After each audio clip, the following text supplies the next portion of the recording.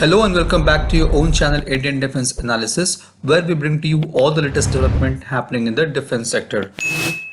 AMCA or Advanced Medium Combat Aircraft is a twin-engine 5th generation stealth multi-role fighter with 6th generation capabilities such as flying unmanned.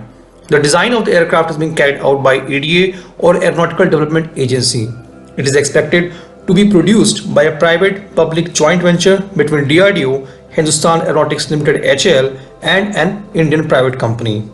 The AMCA, which is intended to perform a multitude of missions including air superiority, ground strike, suppression of enemy air defenses, SEAD, and electronic warfare missions, would be a potent replacement for the Su-30 MKI air superiority fighter, which forms the backbone of Indian Air Force fighter fleet.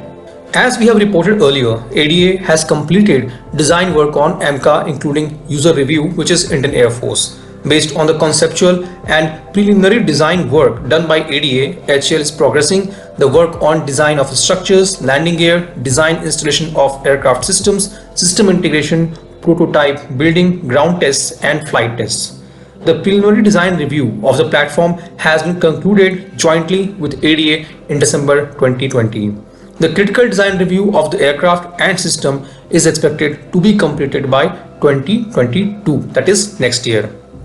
The first prototype rollout is planned by 2023 and the first flight by 2024. There could be delay of 3 to 6 months in the first flight, but not more than that, as government is focused towards getting AMCA rolled out as soon as possible.